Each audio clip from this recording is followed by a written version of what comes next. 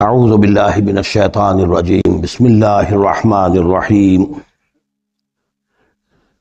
قل لا اقول لکم عندی خزائن اللہ ولا اعلم الغیب ولا اقول لکم انی ملک ان اتبع الا ما یوحی الی قل هل یستوی الاعمی والبصیر افلا تتفکرون صدق اللہ العظیم۔ اے نبی ان سے کہہ دیجئے میں تم سے یہ نہیں کہتا کہ میرے اختیار میں ہیں اللہ کے خزانے، تم مجھ سے کہتے ہو یہ دکھاؤ یہ دکھاؤ یہ دکھاؤ۔ میں نے کب دعویٰ کیا ہے کہ میرا اختیار ہے؟ کسی شخص سے مطالبہ کیا جانا چاہیے اس کے دعوے کے مطابق۔ میں نے الوہیت میں داخل ہونے کا کب دعویٰ کیا؟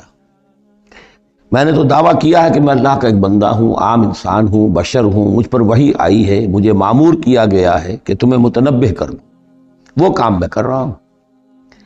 لا اقول لکم عندی خزائن اللہ، میں تو نہیں کہتا کہ میرے پاس بھی اللہ کے خزانے ہیں، میرے اختیار میں ہیں۔ ولا اعلم الغیب، نہ میں نے یہ دعویٰ کیا ہے کہ غیب کا علم مجھے حاصل ہے۔ ولا اقول لکم انی ملک، نہ میں نے تم سے کبھی یہ کہا ہے یا کہتا ہوں کہ میں فرشتہ ہوں۔ ان اتبع الا ما یوحی الی، میں تو بس اتباع کر رہا ہوں اس شے کی کہ جو مجھے طرف وحی کی جا رہی ہے۔ قل هل یستوی الاعمی والبصیر، کہیے تو پھر اب برابر ہو جائیں گے دیکھنے والے اور اندھے؟ افلا تتفکرون، تو کیا تم تفکر نہیں کرتے، غور و فکر سے کام نہیں لیتے؟ وانذر بہ، اب پھر یہاں بہ پر زور دے رہا ہوں میں۔ اے نبی اس قرآن کے ذریعے سے خبردار کر دیجیے، آپ کا کام انذار ہے، تبشیر ہے۔ اوپر آ چکا ہے وما نرسل المرسلین الا مبشرین، پہلے آ چکا ہے اوحی الی ھذا القرآن لانذرکم بہ ومن بلغ، یہاں پھر آیا وانذر بہ الذین یخافون ان یحشروا الی ربہم، خبردار کر دیجئے اس کے ذریعے سے ان لوگوں کو کہ جنہیں واقعتاً کچھ خوف ہے کہ وہ اپنے رب کی طرف لے جائے جائیں گے۔ جیسا کہ میں نے آپ کو بتایا تھا کہ ان میں بھی بہت کم لوگ تھے کہ جو بعث بعد الموت کے منکر تھے، وہ یہ کہتے تھے کہ ہاں ہے قیامت ہے، اٹھیں گے اپنے رب کے پاس جائیں گے، لیکن وہاں ہمارے چھڑانے والے ہیں، وہ ہمیں بچا لیں گے۔ وانذر بہ الذین یخافون ان یحشروا الی ربہم لیس لہم من دونہ ولی ولا شفیع، ان کے لیے کوئی نہیں ہوگا اللہ کے سوا، نہ کوئی حمایتی نہ سفارش کرنے والا۔ اپنی ان مغالطوں کو رفع کر لیں، ان غلط فہمیوں کو رفع کر لیں، لعلہم یتقون، شاید کہ ان میں تقوی پیدا ہو جائے، شاید کہ وہ ڈر جائیں، شاید کہ خوف پیدا ہو جائے۔ ولا تطرد الذین یدعون ربہم بالغداۃ والعشی یریدون وجہہ، اور مت دھتکاریے آپ ان لوگوں کو کہ جو پکارتے ہیں اپنے رب کو صبح و شام اور وہ اس کی چہرے کے طالب ہیں، اس کی رضا کے جویا ہیں۔ یہ اصل میں اشارہ ہو رہا ہے کہ تمام رسولوں کے ساتھ یہ معاملہ ہوا، خاص طور پر حضرت نوح کے ساتھ بھی، کہ جو بڑے بڑے سرداران ہوتے تھے قوم کے، وہ کہتے تھے کہ اے نوح ہم تو تمہارے پاس آنا چاہتے ہیں، سمجھنا چاہتے ہیں بات کیا ہے، لیکن ہم دیکھتے ہیں جب بھی آئیں تمہارے پاس، تمہاری محفل میں بیٹھے ہوتے ہیں ہمارے کمی کاری ملازم گھٹیا لوگ، اب ہماری شایان شان نہیں ہے کہ ہم ان کے ساتھ بیٹھیں۔ یہی بات حضور سے کہتے تھے کہ آپ آتے ہیں آپ کے پاس بات سمجھنے کے لیے، یہ آپ کے گرد جو جمگھٹا لگا رہتا ہے یہ ہمارے غلام لوگ ہیں، یہ ہمارے جو ہیں معاشرے کے پست طبقات ہیں، یہ آپ کے آس پاس ہوتے ہیں، تو پھر ہمارے شایان شان یہ نہیں ہے کہ ہم ان کی موجودگی میں آپ سے بات کریں۔ اس پر جواب دیا جا رہا ہے اے نبی آپ ان کی باتوں سے کوئی اثر نہ لیں، آپ خام خواہ اپنے ان ساتھیوں کو، چاہے وہ غریب ہیں چاہے وہ پست طبقات سے ہیں، لیکن ان کی شان یہ ہے کہ وہ صبح و شام اللہ کو پکارتے ہیں، اللہ سے دعا کرتے ہیں، مناجات کرتے ہیں، تسبیح و تحمید کرتے ہیں، اور وہ اس کے چہرے، اس کے روح انور کے طالب ہیں، وہ اس کے رضا چاہتے ہیں، اس کی خوشی چاہتے ہیں۔ انہوں نے اپنی زندگی جو ہے من یشری نفسہ ابتغاء مرضات اللہ، یہ تو وہ لوگ ہیں جنہوں نے اپنی جانیں جو ہے اللہ کی رضا جوئی کے لیے، اللہ کی رضا حاصل کرنے کے لیے تج دی ہیں۔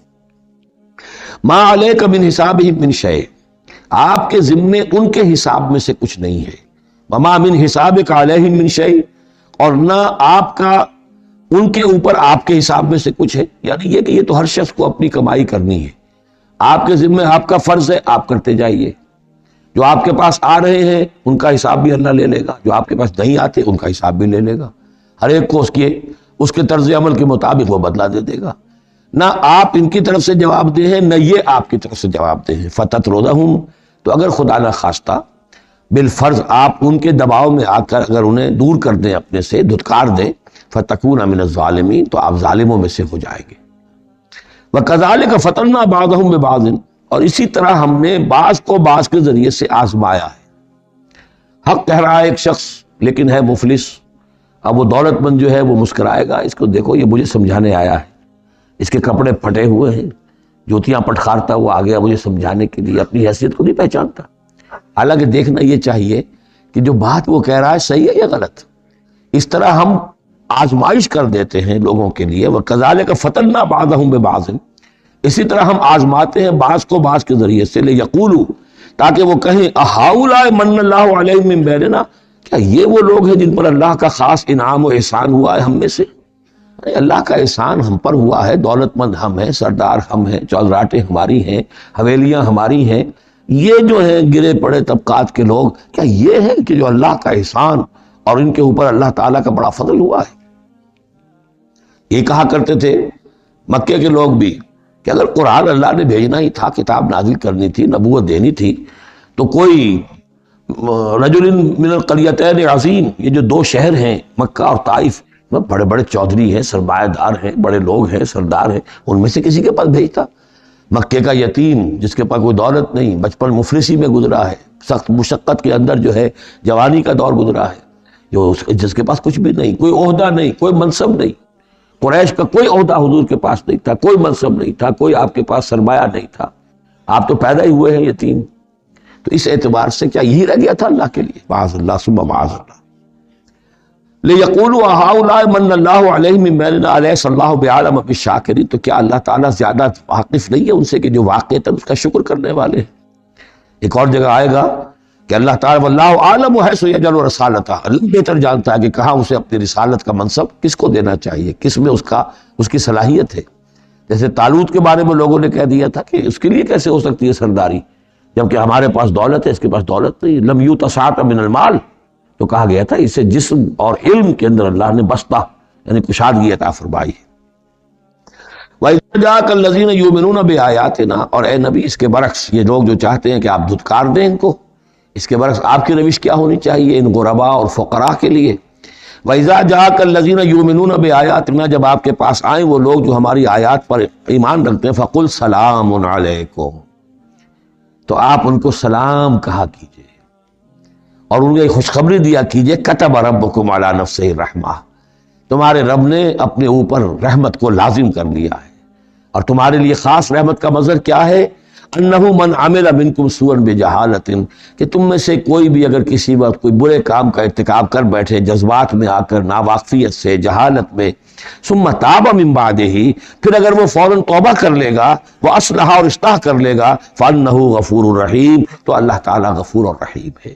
یہ تمہارے لیے مزید خوشخبری ہے، تہنیت اللہ کی طرف سے، قل سلام علیکم کتب ربکم علی نفسہ الرحمہ انہ من عمل منکم سوءا بجہالۃ ثم تاب من بعدہ واصلح فانہ غفور الرحیم۔ وکذالک نفصل الآیات، آگے محذوف ہے لفظ لیتفکروا بہا وَلِتَسْتَبِينَ سَبِيلُ الْمُجْرِمِينَ، اسی طرح ہم اپنی آیات کی تفصیل بیان کرتے ہیں تاکہ یہ لوگ ان پر غور کریں، تفکر کریں، اور جب غور کریں گے، تفکر کریں گے، تو مجرموں کا راستہ ان کے سامنے کھل کر آ جائے گا کہ جس راستے پر ہم جا رہے ہیں وہ واقعتاً مجرموں کا راستہ ہے۔ قُلْ إِنِّي نُهِيتُ أَنْ أَعْبُدَ الَّذِينَ تَدْعُونَ مِن دُونِ اللَّهِ، کہہ دیجئے مجھے تو روک دیا گیا ہے ان کو پوجنے سے کہ جن کو تم پکارتے ہو اللہ کے سوا، یہ لات عزا منات ان کو میں نہیں پکار سکتا، مجھے روک دیا گیا ہے، مجھے تو حکم دیا گیا ہے لا تدعوا مع اللہ احدا، اللہ کے ساتھ کسی اور کو مت پکار۔ قل لا اتبع اهواءکم، اور کہہ دیجئے ڈنکے کی چوٹ میں تمہاری خواہشات کی پیروی نہیں کر سکتا، قد ضللت اذا، اگر ایسا کروں گا تو میں خود گمراہ ہو جاؤں گا، وما انا من المہتدین، اور پھر نہ رہوں گا میں ہدایت والوں میں۔ قل انی علی بینۃ من ربی، اب اس کو ذرا نوٹ کر دیجئے، کہہ دیجئے کہ میں تو اپنے رب کی طرف سے ایک بڑی بینہ پر ہوں، میں جس راستے پر چل رہا ہوں روشن راستہ ہے، میں اس کا باطن بھی جانتا ہوں، اس کی حقیقت بھی مجھ پر منکشف ہے۔ اور یہ بینہ اصل میں کیا ہے، یہ جا کر آگے سورہ ہود میں یہ بات زیادہ کھلے گی کہ بینہ جو ہے وہ ایک عام انسان کے لیے دو چیزوں سے بنتی ہے، فطرت سلیمہ، جیسا کہ میں نے شروع میں عرض کیا تھا آپ سے، فطرت سلیمہ، عقل سلیم، اس سے انسان ایک حد تک آ گیا، پھر اللہ کی وحی جو آئی اس نے تصدیق کر دی، یہ بینہ بن گیا۔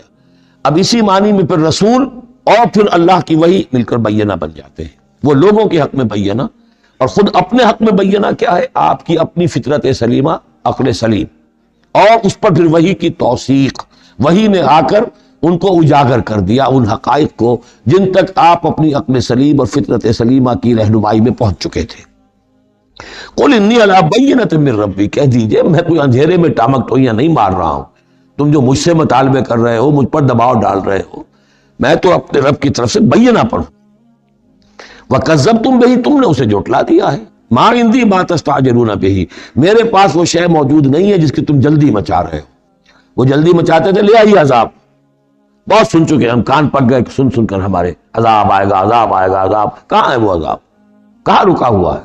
10 برس ہو گئے، میرے پاس نہیں ہے، میرے اختیار میں نہیں ہے۔ وہ عذاب بھی آئے گا، اللہ کے فیصلے سے آئے گا، جب وہ چاہے گا آئے گا۔ ما عندی ما تستعجلون بھی، جس چیز کی تم جلدی مچا رہے ہو وہ میرے اختیار میں نہیں ہے۔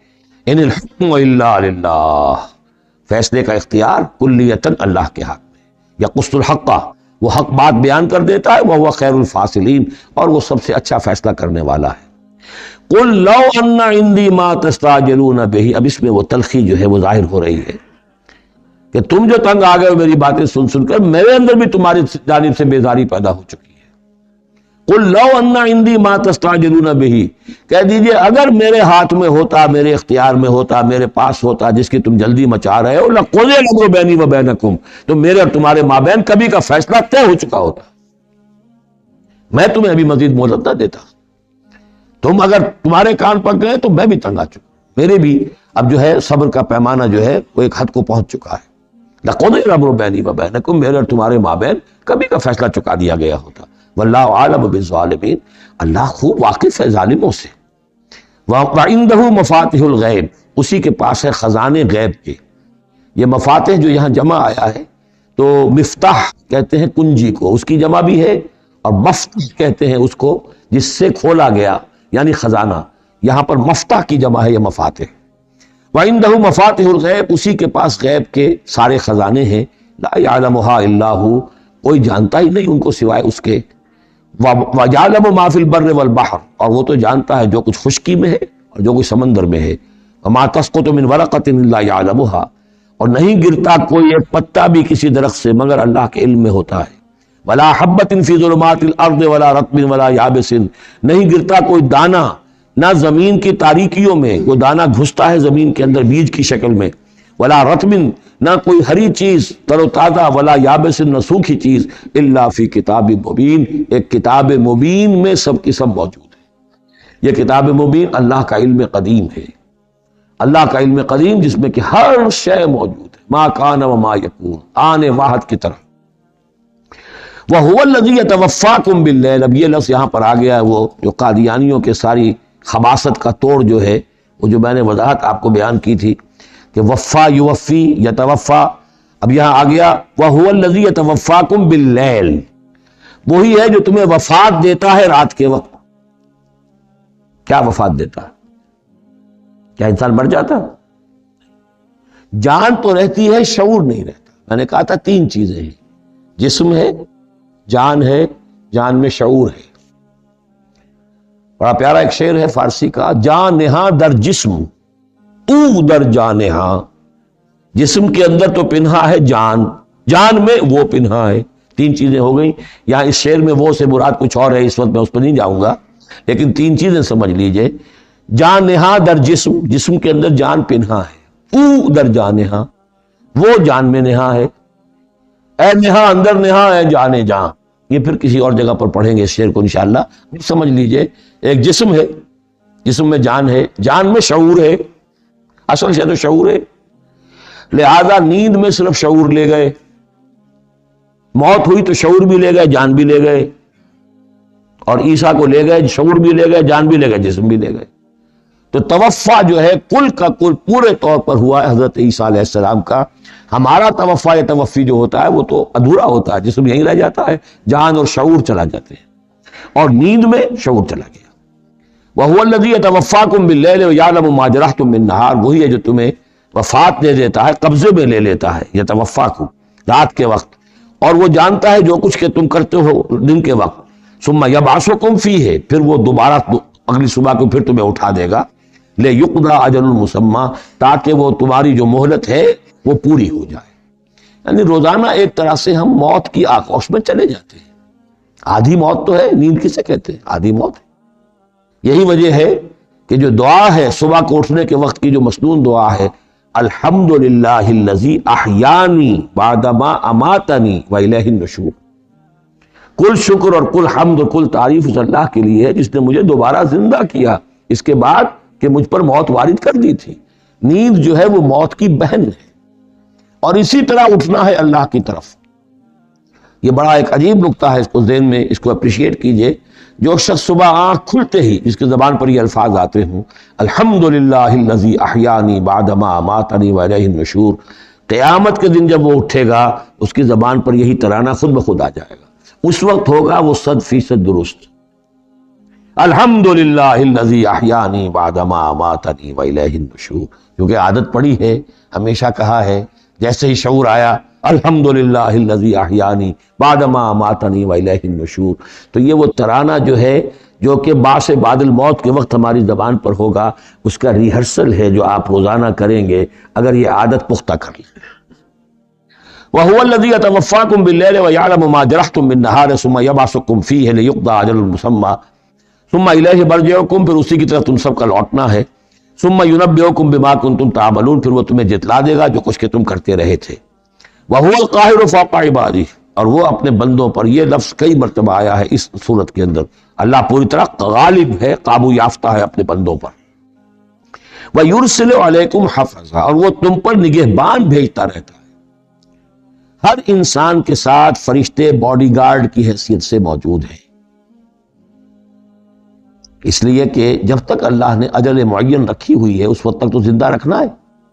وہ زندہ رکھنے کے لیے حفظہ، حفاظت کرنے والے نگہبان.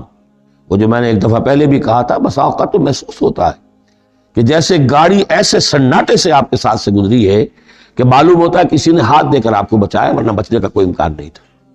تو کوئی ہے، جب معلوم ہے کہ ابھی اس کی موت کا وقت نہیں آیا تو بچانے والے فرشتے ہمارے ساتھ ہوتے ہیں. حتیٰ اذا جاء احدکم الموت، یہاں تک کہ جب تم میں سے کسی کی موت کا وقت آتا ہے، توفتہ رسلنا، اب یا پھر توفا آ گیا، اب یہاں پہ شعور اور جان دونوں جائے گا. توفتہ رسلنا، تو ہمارے بھیجے ہوئے فرشتے جو ہیں وہ اس کو قبضے میں لے لیتے ہیں. وہم لا یفرطون، اور اس میں کوئی کمی نہیں کرتے، کوئی کوتاہی نہیں کرتے، جو حکم آیا اور جب آیا. ثم ردوا الی اللہ مولاہم الحق، پھر وہ لوٹا دیے جاتے ہیں اب اللہ کی طرف جو ان کا مولا ہے برحق، سچا. الا لہ الحکم، آگاہ ہو جاؤ، فیصلے کا اختیار اسی کے ہاتھ میں ہے، حاکمیت اسی کی ہے. ان الحکم الا للہ، یہ دوسری مرتبہ آیا یہاں. وہو اسرع الحاسبین، اور وہ حساب کرنے والوں میں سب سے بڑھ کر تیز ہے. یعنی اسے دیر نہیں لگے گی. اس کے کمپیوٹرز جو ہیں وہ کوئی بہت ہی سپر کمپیوٹر جن کا ہم تصور بھی نہیں کر سکتے. قل من ینجیکم من ظلمات البر والبحر تدعونہ تضرعا وخفیا، ان سے پوچھئے کون تمہیں نجات دیتا ہے اندھیروں میں سے، وہ تاریکی کے ہوں یا سمندر کے. سمندر میں گھپ اندھیرا ہے، کشتی چل رہی ہے، کچھ نظر نہیں آ رہا ہے، اوپر بادل بھی ہیں.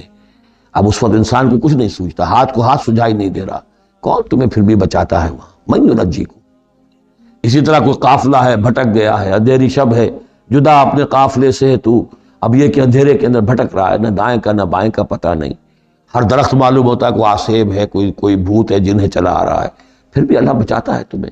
من ینجیکم من ظلمات البر والبحر تدعونہ تضرعا وخفیا، اس وقت تو تم پکارتے ہو اللہ کو بہت ہی گڑ گڑاتے ہوئے اور دل ہی دل میں خفیہ خفیہ، اللہ بچا دے، اے اللہ اس وقت کو راستہ بنا دے، کوئی دستگیری ہو جائے، کسی طرف سے روشنی ہو جائے. لئن انجانا من ہذہ، اور کہتے ہو تم دل میں اگر اللہ نے ہم کو اس سے بچا لیا، نجات دے دی، لنکونن من الشاکرین، پھر تو اب باقی زندگی تو بالکل اللہ کے شکر گزار بندے بن کر ہم گزار دیں گے. قل اللہ ینجیکم منہا، اللہ تعالیٰ پھر نجات دیتا ہے تمہیں اس سے.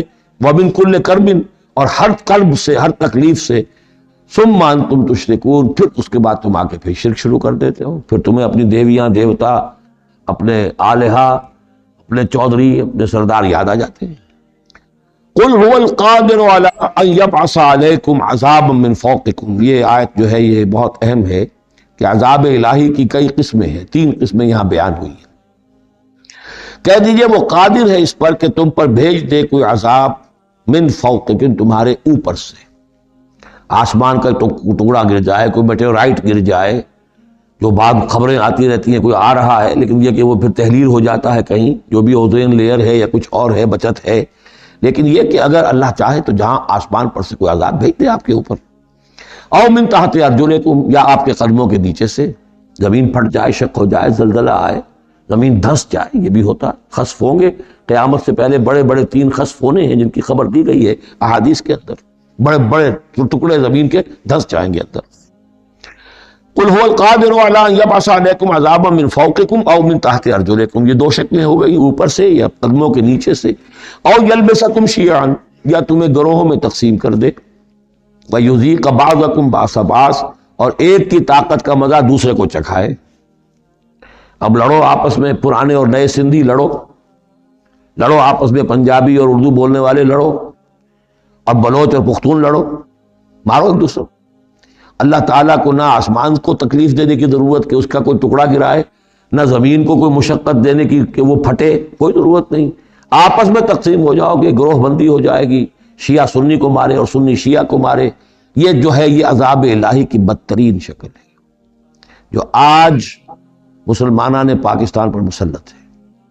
وہ کبھی ایک قوم ہوتے تھے، ہندو کا جب مقابلہ تھا ایک قوم تھے، اور اب وہ قوم جو ہے قومیتوں میں، عصبیتوں میں تحلیل ہو چکی۔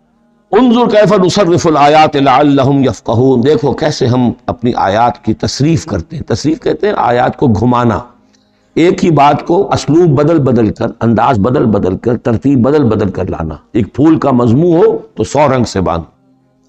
وَكَذَّبَ بِهِ قَوْمُكَ وَهُوَ الْحَقُّ، اور اے نبی آپ کی قوم نے اسے جھٹلا دیا۔ بہی مراد قرآن، یعنی میں نے عرض کیا کہ اس صورت کا یہ عمود حصی معجزہ کوئی نہیں دکھائیں گے، اصل معجزہ محمد کا یہ قرآن ہے صلی اللہ علیہ وسلم، اسی لیے بہی بہی بہی اس کی تکرار اس میں کثرت سے ملے گی۔ وَكَذَّبَ بِهِ قَوْمُكَ وَهُوَ الْحَقُّ، یہ قرآن الحق ہے، لیکن اے نبی آپ کی قوم نے اس کو جھٹلا دیا ہے۔ قُلْ لَسْتُ عَلَيْكُمْ بِوَكِيلٍ، ان سے کہہ دیجئے میں اب تمہارا ذمہ دار نہیں، اب میں نہیں کہہ سکتا کہ کب اللہ کے عذاب کا بند جو ہے وہ کھل جائے اور تمہارے اوپر وہ عذاب ہلاکت جو ہے وہ آ جائے۔ لِكُلِّ نَبَوْ مُسْتَقَرٌ، كُلِّ نَبَإٍ مُسْتَقَرٌ، ہر خبر، ہر بڑی بات کے لیے وقت معین ہے۔ فَسَوْفَ تَعْلَمُونَ، میں نہیں کہہ سکتا، جیسے کہ سورہ انبیاء میں فرمایا وَإِنْ أَدْرِيَ قَرِيبٌ أَمْ بَعِيدٌ مَا تُوعَدُونَ، میں یہ نہیں جانتا کہ جس کی تمہیں دھمکی دی جا رہی ہے وہ قریب آ چکا یا دور ہے، ٹائم ٹیبل اللہ کے علم میں ہے، لیکن یہ میں جانتا ہوں کہ اگر تمہاری روش یہی رہی تو عذاب آ کر رہے گا۔ بسوف تعلمون، اور ان قریب تمہیں معلوم ہو جائے گا۔ وَإِذَا رَأَيْتَ الَّذِينَ يَخُوضُونَ فِي آيَاتِنَا، یہ وہ آیت آگئی جس کا حوالہ سورہ نساء کی آیت نمبر 140 میں آیا تھا کہ تمہیں پہلے ہدایت دی گئی تھی کہ جب تم لوگوں کو دیکھو کہ وہ ہماری آیات کا استہزاء کر رہے ہیں، تبصر کر رہے ہیں، تو ان کے پاس بیٹھو مت، اٹھ کر چلے جاؤ، کم سے کم یہ کہ ایک پروٹیسٹ میں واک آؤٹ تو وہاں سے ہو جائے۔ وَإِذَا رَأَيْتَ الَّذِينَ يَخُوضُونَ فِي آيَاتِنَا، اور جب تم دیکھو لوگوں کو کہ وہ ہماری آیات میں خوض، مین میخ نکال رہے ہیں۔ دیکھیے اردو میں ہم ایک لفظ بولتے ہیں غور و خوض، بڑا غور و خوض ہو رہا ہے، بہت غور و خوض کے بعد میں اس نتیجے پر پہنچا ہوں۔ یہ دونوں لفظ جو عربی زبان کے بہت قریب کے ہیں، غور کے معنی، غور اچھے معنی میں آتا ہے، اور خوض برے معنی، صحیح چھان پھٹک کرنا اور غور کرنا، اس کے ما لہو ما علیہ، فار کیا ہے، اگینسٹ کیا ہے، یہ مثبت انداز میں یہ ہے غور۔ خوض ہے مین میخ نکالنا، اس کے اندر جو ہے بال کی کھال خام خواہ کو اتارنا، یہ کوشش ہے، یہ خوض ہے۔ وَإِذَا رَأَيْتَ الَّذِينَ يَخُوضُونَ فِي آيَاتِنَا، جبکہ وہ ہماری آیات میں اس طریقے کا معاملہ کر رہے ہوں تو جب تم دیکھو فَأَعْرِضْ عَنْهُمْ، تو ان سے کنارہ کرو، حَتَّى يَخُوضُوا فِي حَدِيثٍ غَيْرِهِ، یہاں تک کہ پھر وہ کسی اور بات میں لگ جائے، کسی اور مذاق میں، ٹھٹے میں، پھر تم ان کے پاس جا سکتے ہو۔ وَإِمَّا يُنْسِيَنَّكَ الشَّيْطَانُ فَلَا تَقْعُدْ بَعْدَ الذِّكْرَىٰ، اور اگر تمہیں شیطان بھلا دے، تم بیٹھے ہوئے تھے وہاں گفتگو شروع ہوئی، کچھ دیر تک تمہیں احساس نہیں ہوا کہ یہ تم اس کام میں لگ گئے ہیں، تو تمہیں یاد نہیں آیا، لیکن فَلَا تَقْعُدْ بَعْدَ الذِّكْرَىٰ، جب یاد آ جائے تو مت بیٹھو ان کے ساتھ، مع القوم الظالمین، ان ظالموں کے ساتھ، پھر وہاں سے واک آؤٹ کرو احتجاجاً، اور پھر یہ البتہ منتظر رہو، چونکہ دعوت و تبلیغ کے لیے پھر تمہیں آنا ہے، تو قالوا سلاما، علیحدہ بھی ہو تو وہ لٹ مار کے نہ ہو، بلکہ یہ کہ اٹھو وہاں سے تو بڑی خوبصورتی کے ساتھ۔ وَمَا عَلَى الَّذِينَ يَتَّقُونَ مِنْ حِسَابِهِمْ مِنْ شَيْءٍ، اور یقیناً جو لوگ اللہ کی تقویٰ کی روش اختیار کرتے ہیں ان پر ان کے حساب کی کوئی ذمہ داری نہیں ہے، وَلَٰكِنْ ذِكْرَىٰ لَعَلَّهُمْ يَتَّقُونَ، لیکن یہ یاد دہانی ہے تاکہ وہ تقویٰ اختیار کریں۔ وَذَرِ الَّذِينَ اتَّخَذُوا دِينَهُمْ لَعِبًا وَلَهْوًا، اور چھوڑو ان کو، دفع کرو، نظر انداز کرو، ان سے آپ نظر پھیر لو کہ جنہوں نے اپنے دین کو کھیل اور کود بنا لیا ہے، کھیل، ہنسی مذاق، ٹھٹا۔ بہت سے لوگ اب بھی مل جائیں گے آپ کو دین کے معاملے میں کبھی سنجیدہ ہوتے ہی نہیں، دین کی بات اگر شروع ہوگی تو وہ اسے استہزاء میں، تمسخر میں، ٹٹ بٹس میں، اینیکڈوٹس میں، یہ واقعات یوں ہو گیا تھا، یہ ایسا تھا، اس میں اس کو جو ہے وہ بالکل ختم کر دیں گے۔ وَذَرِ الَّذِينَ اتَّخَذُوا دِينَهُمْ لَعِبًا وَلَهْوًا وَغَرَّتْهُمُ الْحَيَاةُ الدُّنْيَا، اور ان کو تو اصل میں دھوکے میں مبتلا کر دیا ہے دنیا کی زندگی نے، ساری توجہات ادھر ہیں، بھاگ دوڑ اس کے لیے ہے، زیادہ سے زیادہ کمانا ہے، مال جمع کرنا ہے، حلال سے ہو حرام سے ہو، ساز و سامان کی فکر پڑی ہوئی ہے۔ وَذَكِّرْ بِهِ، اب پھر بہی کو نوٹ کیجئے، تذکیر کیجئے، اس کے قرآن کے ذریعے سے تذکیر کیجئے، جیسے کہ سورہ قاف کی آخری آیت ہے فَذَكِّرْ بِالْقُرْآنِ مَنْ يَخَافُ وَعِيدٍ، قرآن کے ذریعے سے تذکیر کیجئے اس شخص کو کہ جس کے اندر کچھ خوف ہے اللہ کے وعدے کا اور اللہ کی وعید کا۔ تو یہاں بھی آیا کہ آپ ان کو چھوڑیے، وَذَكِّرْ بِهِ أَن تُبْصَرَ نَفْسٌ بِمَا كَسَبَتْ، اس قرآن کے ذریعے سے انہیں تذکیر کرائیے، یاد دہانی کرائیے کہ مبادا کوئی شخص گرفتار ہو جائے اپنے کرتوتوں کے عوض، وہ وقت نہ آ جائے کہ تم اپنی رنگ رلیوں اور کرتوتوں کے عوض رہن رکھے جاؤ، گرفتار ہو جاؤ۔ لیس لہا من دون اللہ ولی ولا شفیع، پھر اس کے لیے اللہ کے سوا کوئی نہیں ہوگا، یا اللہ کے مقابلے میں اللہ سے بچانے والا کوئی نہیں ہوگا، نہ کوئی ولی اور نہ شفیع۔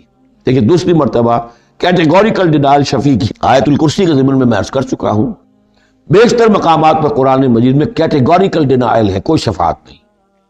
البتہ ہے ایک شفاعت کا، ایک شفاعت حقہ کی ایک حیثیت ہے، اس کو سمجھنے کی ضرورت ہے، اس کی شرائط ہے، اس کی لیمٹس ہے۔ اگر ان شرائط اور لیمٹ سے آزاد کر دیں گے تو پھر یہ ہے کہ وہ شفاعت کا جو تصور ہے ایمان بالآخرت کی نفی کر دے گا، پھر کوئی فائدہ ہی نہیں، ڈر کا آئے گا۔ جب چھڑوانے والے ہیں جو چاہو کرو، جو بھی کچھ ہے، لیکن تیرے محبوب کی امت میں ہے، شرابی ہیں، زانی ہیں، بدماش ہیں، چور ہیں، ڈاکو ہیں، حرام خور ہیں، غبن کرتے ہیں، جو بھی کچھ ہے، لیکن تیرے محبوب کی امت میں ہے، تو اگر تو اسی پر کوئی معاملہ طے ہونا ہے تو خام خواہ کاہے کو آدمی ہاتھ روکے، بابر بعیش کوش کے عالم دوبارہ نہیں، پھر تو جو عیش کر سکتے ہو کرو، جہاں آج پڑتا ہے کیوں روکتے ہو؟ تو سیدھا سیدھی بات ہے۔ لیس لہا من دون اللہ ولی ولا شفیع وان تعدل کل عدل، یہ وہی عدل آ گیا، اور اگر فدیہ دینا چاہیں کل کا کل فدیہ، لا یؤخذ منہا، نہیں قبول کیا جائے گا۔ واتقوا یوما لا تجزی نفس عن نفس شیئا ولا يقبل منها شفاعۃ ولا یؤخذ منها عدل ولا هم ينصرون، جو یہ 2 مرتبہ سورہ بقرہ میں آ چکا ہے۔ اولئک الذین ابسلوا بما کسبوا، یہ لوگ تو اب گرفتار ہو چکے ہیں اپنی کرتوتوں کے عوض، اب یہ رہن ہے۔ لہم شراب من حمیم، ان کے لیے تو ہے پینے کے لیے تو کھولتا ہوا پانی، وعذاب علیم بما کانوا یکفرون، اور دردناک عذاب ہوگا ان کے کفر کی پاداش میں۔ قل اندعو من دون اللہ ما لا ينفعنا ولا يضرنا، اے نبی ان سے کہیے کیا ہم پکاریں اللہ کو چھوڑ کر ان چیزوں کو جو نہ ہمیں نفع پہنچا سکتی ہے نہ نقصان؟ یہ بت کیا نفع پہنچائیں گے تمہیں، کیا نقصان پہنچائیں گے؟ خود اپنی حفاظت کر نہیں سکتے، اپنی مکھیاں اڑا نہیں سکتے، ان کو پکارتے ہو، ان کے سامنے سجدے کرتے ہو، ان کو متھے ٹیکتے ہو۔ اندعو من دون اللہ ما لا ينفعنا ولا يضرنا، خیر بت کی بات تو ہو گئی بہت ہی واضح، باقی بھی اس کائنات کے اندر کوئی کسی کے لیے نہ خیر کے پر قدرت رکھتا ہے نہ شر پر، الا باللہ، لا حول ولا قوت الا باللہ۔ یہ یقین ہو جائے تب توحید مکمل ہوگی، پھر کس کے سامنے آدمی سر جھکائے خام خواہ، کس کے آگے اپنی عزت نفس پیش کرے، اس کا دھیلا کرے؟ کسی کے ہاتھ میں اختیار ہے ہی نہیں، لا حول ولا قوت الا باللہ۔ حدیث میں آیا ہے، حضرت عبداللہ ابن عباس کو مخاطب کر کے کہا ہے کہ نوجوان اس بات کو اچھی طرح جان لے، اگر تمام دنیا کے انسان مل کر چاہیں، اولکم و آخرکم و انسکم و جنکم، کہ تمہیں کوئی فائدہ پہنچا دے، نہیں پہنچا سکتے جب تک کہ اللہ نہ چاہے، اور تمام انسان چاہیں تمہیں کوئی نقصان پہنچا دیں، نہیں پہنچا سکتے جب تک اللہ نہ چاہے۔ تو پھر یک درگیر و محکم گیر پکارو اللہ کو، کسی اور کو پکارنے کا، کسی اور سے سوال کرنے کا، کسی اور سے ڈرنے کا، کسی اور سے التجائیں کرنے کا، کسی اور کا استغاثہ کرنے کا، دہائی دینے کا کیا فائدہ؟ قُلْ أَنَدْعُو مِن دُونِ اللَّهِ مَا لَا يَنفَعُنَا وَلَا يَضُرُّنَا وَنُرَدُّ عَلَىٰ أَعْقَابِنَا، اور ہم جو ہے اپنی ایڑیوں کے بل لوٹا دیے جائیں بعد اذ ہدانا اللہ، جبکہ ہمیں تو اللہ نے ہدایت دے دی ہے۔ کالذی استہوتہ الشیاطین فی الارض حیران، کیا اس طرح کے آدمی ہم بن جائیں کہ جن کو شیاطین نے، جنوں نے کسی جنگل میں، بیابان میں اس کی مت مار دی ہو، راستہ بھلا دیا ہو، اب اسے کچھ نظر نہیں آ رہا۔ لہو اصحاب یدعونہ الی الہدی ائتنا، ہیں اس کے ساتھی جو اس کو پکار رہے ہیں کہ آؤ ہماری طرف، ہدایت کی طرف آؤ، ہمارے پاس آؤ۔ قل ان ھدی اللہ ھو الھدی، یہ نقشہ کھینچ دیا گیا ہے جماعتی زندگی کی کتنی برکت ہے۔ آپ اکیلے ہو، کہیں بھٹک گئے ہو، تو پھر یہ کہ آپ کے لیے سیدھے راستے پر آنا بہت مشکل ہو جائے گا۔ جماعتی زندگی ہے، ساتھی ہیں، جس کو کہا ہے سورہ توبہ میں کونوا مع الصادقین، معیت اختیار کرو، رہو ساتھ سچوں کے۔ کسی وقت ہوتا ہے انسان کو کوئی ایسی آزمائش پیش آ گئی ہے، اس کا دماغ چکرا گیا ہے، گھوم گیا ہے، نہیں سمجھ میں آ رہا، راستہ نہیں نکل رہا، مشکل بڑی آ گئی ہے، ایک طرف حرام ہے لیکن یہ ہے کہ دباؤ کو بہت پڑ رہا ہے، گھر والوں کا پڑ رہا ہے، بچوں کا پڑ رہا ہے، بیوی کا پڑ رہا ہے، راستہ غلط ہے۔ اس میں یہ ہے کہ ایسے وقت میں بسا اوقات پھر اگر رفقا ہیں، ساتھی ہیں، آپ کے کامریڈز ہیں، آپ کے کولیگز ہیں، اس کے ساتھ وہ پکارتے ہیں، ساتھ ہاتھ جو ہے آپ کا تھام کر آپ کو سہارا دیتے ہیں۔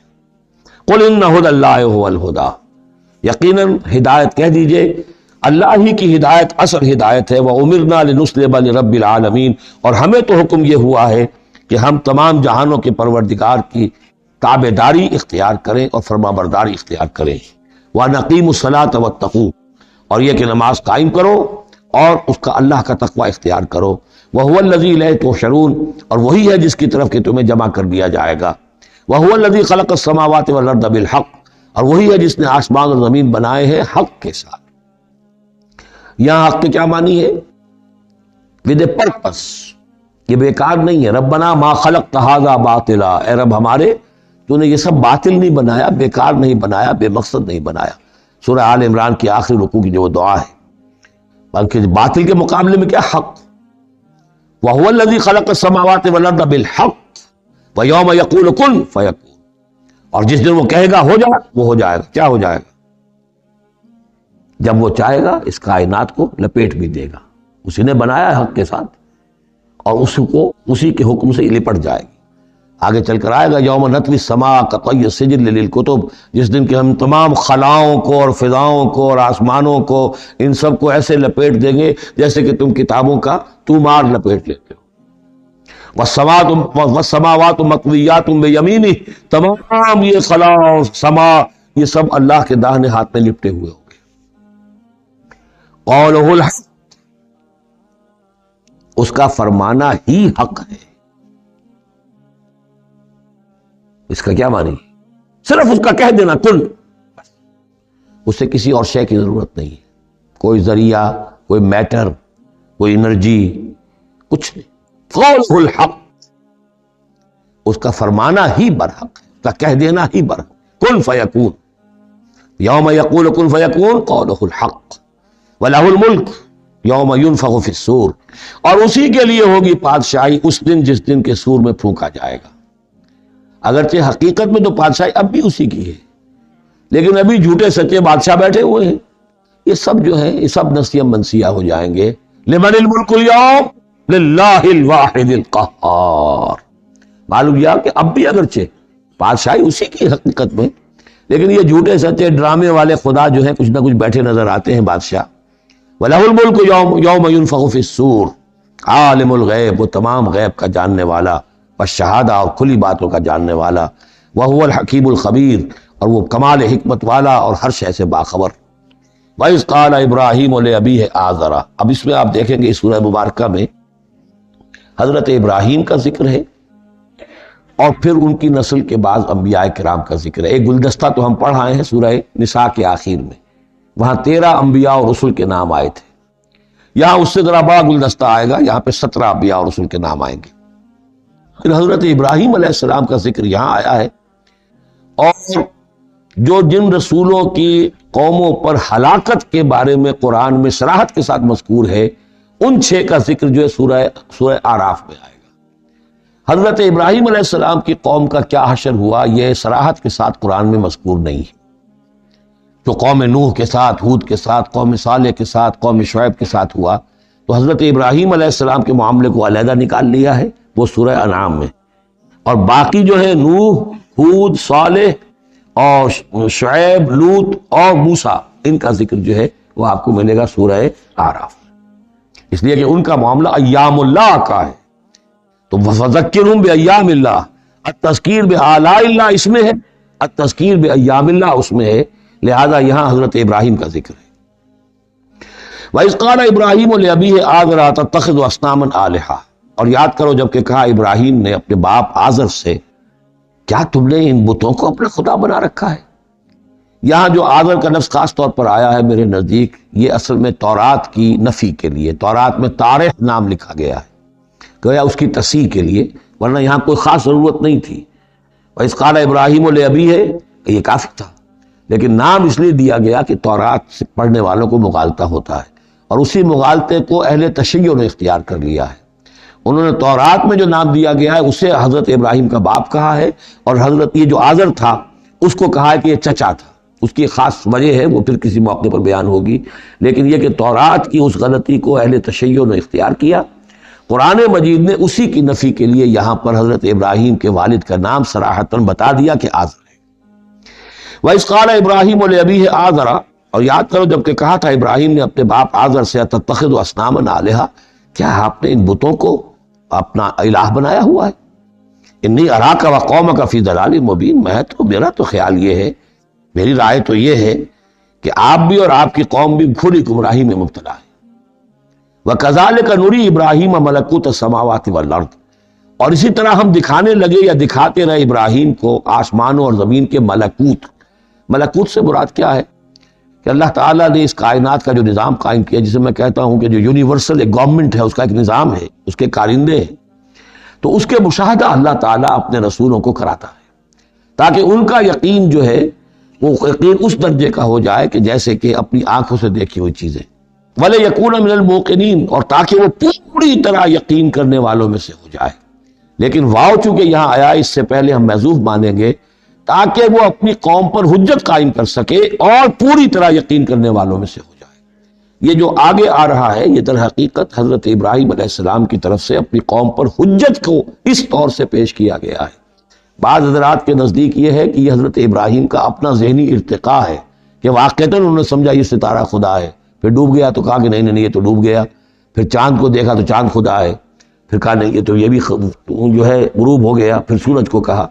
تو یہ بات اصل میں بعض حضرات کی رائے ہے یہ، اور الفاظ سے کچھ متبادر بھی ہوتا ہے، لیکن یہ ہے کہ زیادہ صحیح رائے جس سے کہ آگے آ جائے گا وَتِلْكَ حُجَّتُنَا آتَيْنَاهَا إِبْرَاهِيمَ عَلَىٰ قَوْمِهِ، تو معلوم ہوتا ہے کہ یہ اصل میں حضرت ابراہیم علیہ السلام نے حجت قائم کرنے کے لیے یہ تدریج اختیار کی اپنی قوم کو سمجھانے کے لیے۔ اور حضرت ابراہیم علیہ السلام اللہ کے نبی تھے، اور نبی کوئی بھی زندگی کے کسی بھی مرحلے پر مشرک نہیں ہوتا، اس کی شریعت، اس کی سرشت اتنی خالص ہوتی ہے۔ صدیقین مشرک نہیں ہوتے، نبی تو ان سے بھی اونچے درجے کے ہیں۔ حضرت ابو بکر نے کبھی شرک نہیں کیا، حضرت عثمان نے کبھی شرک نہیں کیا، جو صدیقین ہیں صحابہ میں سے۔ وَكَذَلِكَ نُرِي إِبْرَاهِيمَ مَلَكُوتَ السَّمَاوَاتِ وَالْأَرْضِ وَلِيَكُونَ مِنَ الْمُوقِنِينَ فَلَمَّا جَنَّ عَلَيْهِ اللَّيْلُ، جب ان پر رات جو ہے اس نے تاریکی کر دی، رَأَىٰ كَوْكَبًا، انہوں نے دیکھا ایک چمکدار ستارے کو، قَالَ هَٰذَا رَبِّي، انہوں نے کہا یہ میرا رب ہے۔ یہ گویا کہ کہنے کیا، ہاں یہ میرا رب ہے۔ اب یہ سوالیہ انداز بھی ہو سکتا ہے، پھر سائن آف ایکسکلیمیشن ہو سکتا ہے کہ لوگوں کو کہنے کے لیے کہ یہ رب ہے، یہ انٹروگیشن کا بھی ہو سکتا ہے۔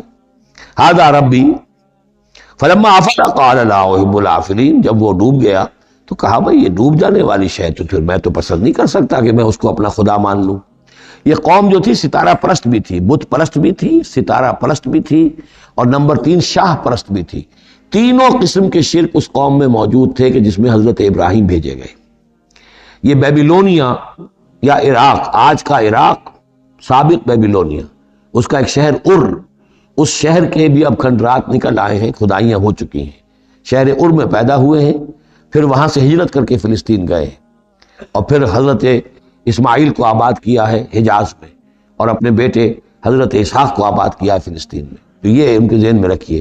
اور اس وقت عراق میں یہ شرک جو ہے گھٹا ٹوپ اندھیرے تھے، کیونکہ یہاں بت پرستی بھی تھی، ستارہ پرستی بھی تھی، اور تیسرے یہ کہ بادشاہ بھی نمرود جو تھا وہ یہ کہتا تھا کہ میں خدا ہوں۔ اس کا مکالمہ جو ہے جو اس نے کیا تھا محاجہ حضرت ابراہیم سے، وہ سورہ بقرہ میں ہم پڑھ چکے۔ انا احیی و امید، میں بھی یہ اختیار رکھتا ہوں، جس کو چاہوں زندہ رکھوں، جس کو چاہوں مار دوں۔ فلما رأى القمر بازغا، جب انہوں نے دیکھا چاند چمکتا ہوا، قال ھذا ربی، کہا ہاں یہ معلوم ہوتا ہے کہ یہ ہے رب۔ فلما افل قال لئن لم يهدنی ربی، جب وہ بھی ڈوب گیا، غائب ہو گیا، تو انہوں نے کہا کہ اگر میرے رب نے مجھے ہدایت نہ دی تو پھر میں تو قوم ضالین میں سے ہو جاؤں گا۔ گویا کہ ابھی یہ الفاظ ہیں کہ جن سے اشارہ ہوتا ہے کہ شاید ابھی ان کا اپنا ذہنی اور فکری ارتقاء ہو رہا ہے۔ میں نے کہا تھا کہ الفاظ سے متبادر ہوتا ہے، لیکن یہ کہ دونوں چیزوں کو، دونوں سائڈز کو ناپ تول کر جو رائے بنتی ہے وہ دوسری ہے۔ فلما رأى الشمس بازغة، جب دیکھا سورج بہت چمکدار، قال ھذا ربی ھذا اکبر، تو فرمایا ہاں یہ ہے رب، یہ سب سے بڑا ہے۔ لما افلت، جب وہ بھی ڈوب گیا، قال یا قوم انی بریء مما تشرکون، انہوں نے کہا اے میری قوم کے لوگوں، میں تو بری ہوں، اعلان برات کرتا ہوں ان سب سے جنہیں تم شریک ٹھہرا رہے ہو۔ انی وجہت وجہی للذی فطر السماوات والارض حنیفا، میں نے تو اپنا رخ کر لیا ہے، اپنا چہرہ جو ہے ادھر کر لیا ہے اس ہستی کی طرف جس نے آسمانوں اور زمین کو بنایا، یکسو ہو کر، وما انا من المشرکین، اور میں مشرکوں میں سے نہیں۔ وحجہ قومہ، اب اس پر محاجہ کیا ان سے ان کی قوم نے، وہ حجت بازی شروع کر دی، یہ تم نے کیا کہہ دیا؟ سارے دیویوں کی نفی کر دی، سارے ستاروں کی نفی کر دی، ہر چیز کی نفی کر دی، اب تم پر مار پڑے گی فلاں دیوی کی اور فلاں ستارے کی نحوست جو ہے اس کا تم نے انکار کیا، اب تیار ہو جاؤ، اب تمہارے اوپر شامت آئے گی۔ قالا تحاجونی فی اللہ وقد ہدان، انہوں نے فرمایا مجھ سے محاجہ کر رہے، حجت بازو کر رہے اللہ کے بارے میں، جبکہ اس نے تو مجھے ہدایت دے دی ہے، مجھے تو اللہ نے ہدایت دی ہے۔ ولا اخاف ما تشرکون بہ، اور مجھے کوئی خوف نہیں ان ہستیوں کا جنہیں تم شریک ٹھہرا رہے ہو، مجھے کوئی خوف نہیں۔ الا ان یشاء ربی شیئا، ہاں اللہ کو چاہے میرے ساتھ کہ کوئی تکلیف مجھے آ جائے، کوئی آزمائش آ جائے تو ٹھیک ہے، میرا رب ہے، لیکن مجھے کوئی کسی کا ڈر نہیں، نہ تمہارے کسی دیوی کا، نہ دیوتا کا، نہ کسی ستارے کی نحوست کا، اور نہ کسی اور کا۔ لا اخاف ما تشرکون بہ، تم جس کا مجھے ڈراوا دے رہے ہو مجھے ان میں سے کسی کا کوئی خوف نہیں۔ الا ان یشاء ربی شیئا، الا یہ کہ میرا رب میرے لیے کچھ چاہے جو چاہے۔ وسع ربی کل شیء علما، یقیناً میرا رب جو ہے وہ تو ہر شے کے علم کے اعتبار سے احاطہ کیے ہوئے ہے۔ افلا تتذکرون، تو کیا تم عقل سے کام نہیں لیتے، تم نہیں سوچتے، نصیحت اخذ نہیں کرتے؟ وکیف اخاف ما اشرکتم، میں کیسے ڈروں ان سے جنہیں تم نے شریک ٹھہرا رکھا ہے۔ ولا تخافون انکم اشرکتم باللہ، جبکہ تم نہیں ڈرتے کہ تم نے اللہ کے ساتھ شریک ٹھہرا دیے۔ ما لم ينزل به علیکم سلطانا، اور ان ہستیوں کو شریک ٹھہرا دیا ہے جن کے لیے کہ اللہ نے کوئی سلطان، کوئی سند نہیں اتاری۔ ہاں اللہ نے اپنی کتابوں میں کوئی سند اتاری ہوتی، عقل انسانی میں اس کی کوئی بنیاد ہوتی تو کوئی بات بھی ہوتی، نہ عقل میں، نہ فطرت میں، نہ کسی آسمانی کتاب میں کسی معبود کے لیے کوئی گنجائش نہیں ہے ہی نہیں۔ فَكَيْفَ أَخَافُ مَا أَشْرَكْتُمْ وَلَا تَخَافُونَ أَنَّكُمْ أَشْرَكْتُمْ بِاللَّهِ مَا لَمْ يُنَزِّلْ بِهِ عَلَيْكُمْ سُلْطَانًا فَأَيُّ الْفَرِيقَيْنِ أَحَقُّ بِالْأَمْنِ إِن كُنتُمْ تَعْلَمُونَ، تو اگر تم علم رکھتے ہو تو بتاؤ دونوں فریقین میں سے، یعنی ایک موحد ہے، ایک اللہ واحد پر ایمان رکھتا ہے، ساری قوت اس کے ہاتھ میں، سارا اقتدار اس کا ہے، ہر شے اس کے قبضہ قدرت میں۔ ایک وہ ہے کہ جو اس کو ماننے کے ساتھ ساتھ کچھ اور چھوٹے دیوی دیوتا سینکڑوں جو ہیں وہ ان کو بھی مانتے ہیں۔ امن اور چین اور سکون کس کو میسر آئے گا؟ قلبی چین، روحانی اطمینان اور سکون۔ ای الفریقین احق بالامن، ان دونوں میں سے موحدین اور مشرکین میں سے امن، سکون، اطمینان، چین اور راحت کا کون زیادہ حقدار ہے؟ بتاؤ اگر تم جانتے ہو۔ اور اس کا جواب خود دیا، الذین آمنوا ولم یلبسوا ایمانہم بظلم، یقیناً وہ لوگ جو ایمان لائے اور اپنے ایمان پر کسی طرح کے شرک کی آلودگی نہ ہونے دے۔ یہاں لفظ ظلم آیا ہے، ظلم کسی چھوٹے گناہ کو بھی کہہ سکتے ہیں، اسی لیے اس پر صحابہ گھبرا گئے تھے کہ حضور کون شخص ہوگا کہ جس نے کبھی کوئی ظلم نہ کیا ہو، اور نہیں تو اپنے اوپر ظلم کرتا ہے آدمی، کسی پر ظلم کرتا ہے۔ تو اس کا تو مطلب ہے کوئی شخص بھی یہ جو مقام ہے جو یہاں بیان کیا جا رہا ہے اس کا جو سزاوار اور اس کا حقدار نہیں ہو سکتا۔ آپ نے فرمایا نہیں، یہاں ظلم سے مراد شرک ہے۔ پھر آپ نے سورہ لقمان کی آیت پڑھی، اس میں فرمایا کہ ان الشرک لظلم عظیم، وَإِذْ قَالَ لُقْمَانُ لِابْنِهِ یا بنی لا تشرک باللہ ان الشرک لظلم عظیم، یہاں پر ظلم سے مراد شرک ہے، یعنی ایمان ایسا ہو کہ جو شرک کی ہر آلودگی سے پاک ہو۔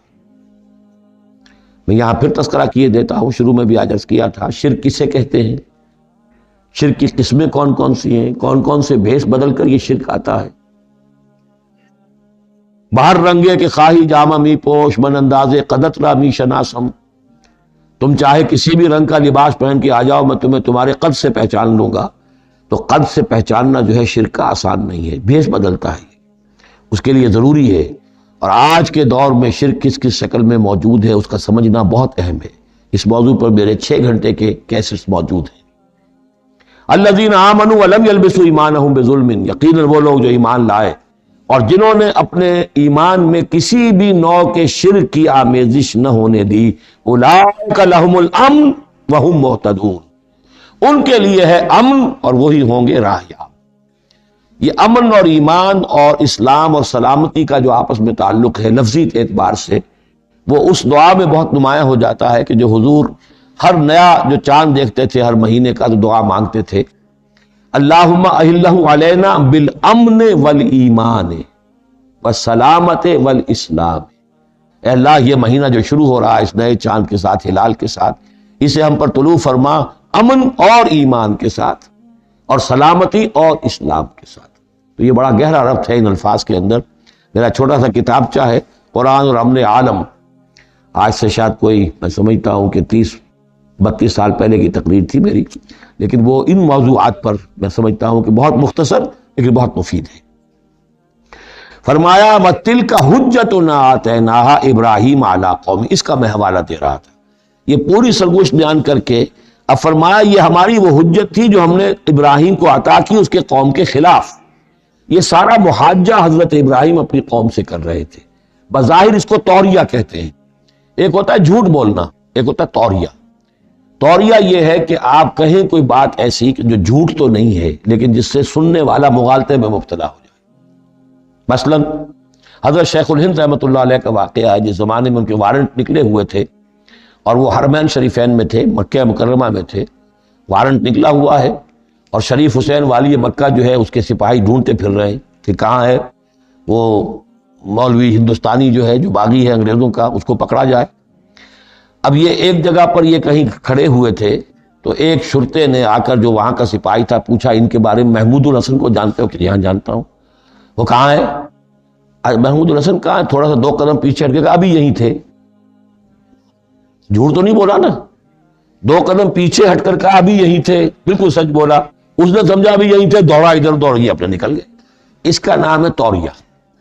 یہ جھوٹ بھی نہیں ہے لیکن یہ کہ سننے والے کو مغالطہ بھی ہو گیا۔ اصل میں حضرت ابراہیم علیہ السلام کے کلام میں یہ توریہ کا انداز جو ہے وہ بہت ہے، تاکہ لوگوں کو جیسے جب بتوں کو سب کو توڑ دیا تو کہا کہ اس نے توڑا ہوگا، یہ جو بڑا ہے جو صحیح سالم کھڑا ہوا ہے بڑا بت، اور تیشا بھی جو ہے جس سے توڑا تھا سب کو وہ اس کی گردن میں لگا دیا کہ یہ جو ہے جو آلہ ہے، آلہ واردات بھی اسی کے پاس سے برآمد ہو رہا ہے اور یہ سالم ہے، باقی سب ٹوٹ گئے ہیں، تو قرائن کی شہادت بھی ہے کہ یہی ہے، پکڑو اس کو۔ تو یہ ہوتا ہے ان کو سمجھانے کے لیے کہ وہ سوچیں، دروں بینی پر آمادہ ہو جائیں۔ تو یہ ہے میرے نزدیک ان آیات کا محل یہ ہے۔ وَتِلْكَ حُجَّتُنَا آتَيْنَاهَا إِبْرَاهِيمَ عَلَىٰ قَوْمِهِ، اور یہ ہماری وہ دلیل تھی جو ہم نے عطا فرمائی ابراہیم کو اس کی قوم کے خلاف۔ نرفع درجات من نشاء، ہم بلند کرتے ہیں درجے جن کے چاہتے ہیں۔ اب ظاہر بات ہے یہاں کہنے کا مقصد یہ ہم نے ابراہیم کے درجے بہت بلند کیے۔ ان ربک حکیم علیم، یقیناً تیرا رب حکیم اور علیم ہے۔ وَوَهَبْنَا لَهُ اسحاق وَيَعْقُوب، اب وہ گلدستہ شروع ہو رہا ہے، اور ہم نے اسے عطا فرمایا اسحاق جیسا بیٹا، یعقوب جیسا پوتا، کلن ہدینا، سب کو ہم نے ہدایت دی. وَنُوحًا هَدَيْنَا مِن قَبْلُ، اور نوح کو ہم نے ہدایت دی تھی ان سے بھی پہلے. وَمِن ذُرِّيَّتِهِ، اور ان کی اولاد میں سے، حضرت ابراہیم کی اولاد میں سے، داؤد و سلیمان و ایوب و یوسف و موسیٰ و ہارون. کیسے کیسے عظیم نبی ہم نے اٹھائے، داؤد جیسا بادشاہ، سلیمان جیسا بادشاہ، ایوب اور یوسف اور موسیٰ اور ہارون. وَكَذَلِكَ نَجْزِي الْمُحْسِنِينَ، اسی طرح ہم بدلہ دیتے ہیں محسنین کو.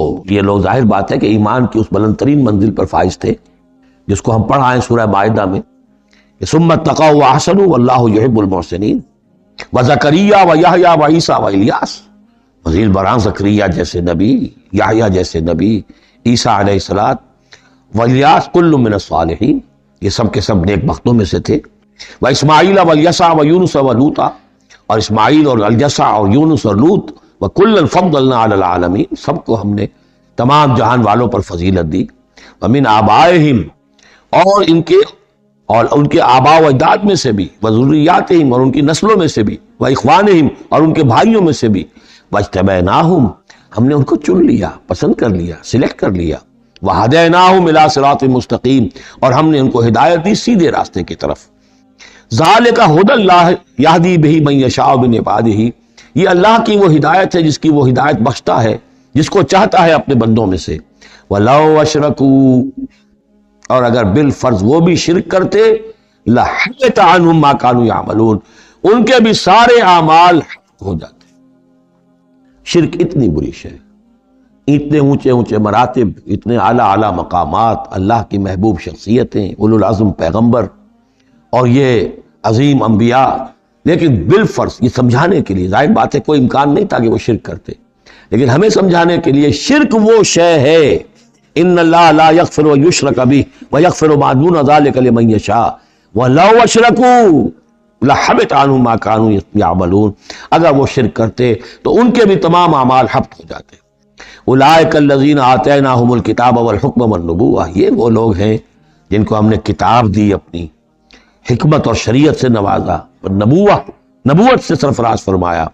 وَإِن يَكْفُرْ بِهَا هَؤُلَاءِ، اور اگر کفران نعمت کریں یہ لوگ اس کی، یہ جو آیات اب اللہ تعالیٰ نے دی ہیں تمہیں اے محمد صلی اللہ علیہ وسلم، اگر یہ لوگ ان آیات کی اب ناشکری کر رہے ہیں، کفران نعمت کر رہے ہیں، اگر وہ ان سے فائدہ نہیں اٹھا رہے، ان کی روشنی سے اپنے دلوں کو منور نہیں کر رہے، فَقَدْ وَكَّلْنَا بِهَا قَوْمًا لَيْسُوا بِهَا بِكَافِرِينَ، تو ہم نے ایک اور قوم کو تیار کر رکھا اس کام کے لیے کہ وہ اس کی ناقدری نہیں کرے گی.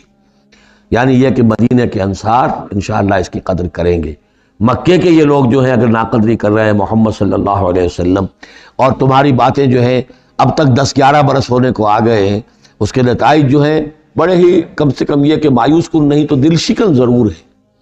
محمد جیسا مبلغ اور رسول اور داعی اور مربی اور مزکی اور معلم، اور 10-12 برس کی جد و جہد میں بمشکل 150-200 آدمی، پہلے 10 برس میں تو بمشکل 125.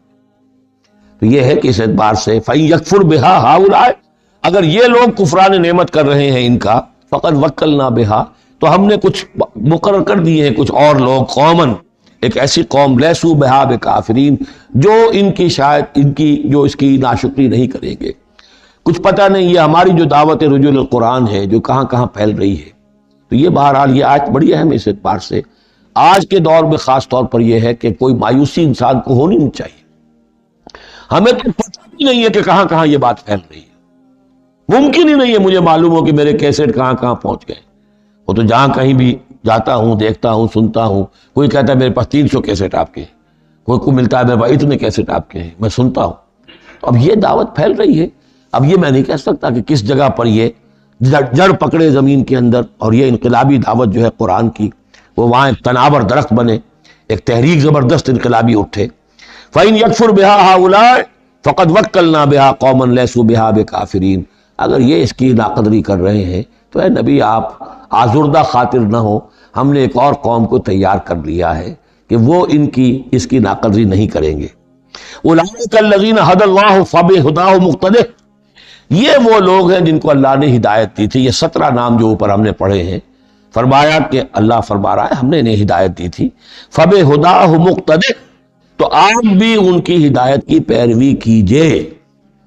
یہ بہت اہم نقطہ ہے جو یہاں پر نوٹ کر لینے کا ہے کہ جو بھی سابقہ انبیاء کے معاملات کہیں آئیں اور ان کی نفی نہ آئے، وہ چیز گویا کہ ہم مسلمانوں کے لیے بھی وہ چیز جو ہے وہ اس قابل ہے کہ اب اس کی اتباع کریں، اس کی پیروی کریں، اس کو مانیں۔ چنانچہ اسی اعتبار سے یہ رجم اور قتل مرتد، یہ دو سزائیں جو ہیں یہ ہمارے ہاں اہل سنت نے اور سب تمام مسلمانوں نے یہ لی ہے کہ رجم کی سزا قرآن میں نہیں ہے، یہ سابق شریعت کی سزا ہے جس کو حضور نے برقرار رکھا ہے۔ قتل مرتد کا ذکر بھی قرآن مجید میں نہیں ہے، ایک بھی سابق امت کے اندر سابق شریعت کی سزا ہے جس کو برقرار رکھا گیا ہے۔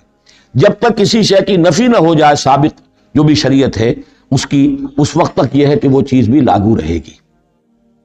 فرمایا اولئک الذین ھدی اللہ فبہداہ مقتدہ قل لا اسألکم علیہ اجرا، اور کہہ دیجئے کہ میں تم سے اس پر کسی اجر کا طالب نہیں ہوں، میں نے تم سے کوئی محنتانہ کا بھی طلب نہیں کیا، تم سے کوئی معاوضہ نہیں مانگا۔ ان هو الا ذکری للعالمین، یہ نہیں ہے مگر تمام جہان والوں کے لیے یاد دہانی ہے، نصیحت ہے۔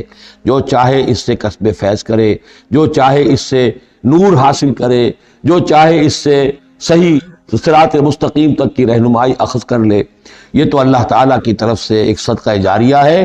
ان هو الا ذکری للعالمین، یاد دہانی اور نصیحت ہے تمام جہان والوں کے لیے۔ بارک اللہ لی ولکم فی القرآن العظیم ونفعنی وإیاکم بالآیات والذکر الحکیم۔